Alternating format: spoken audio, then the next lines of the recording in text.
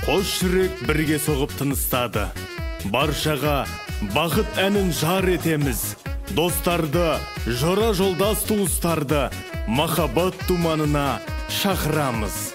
Құрметті тойшы қауым. Сіздерді ұлымыз Нұрсұлтан мен келініміз Айгерімнің отау құрған тойының қадірлі қонағы болуға шақырамыз. Той үстіміздегі жылдың наурыз айының 21-ші жұлдызында 10 ауылында Арғынның шаңырағында күндізгі сағат 11:00-де өтеді. Той иелері Жолболаевтар әулеті. Ұлы тойдың келтіргендей орайын, қуанышқа толып жатыр маңайым. Бір баламыз екеу болды мінекей, тойға келіп батаңды бер ағайын.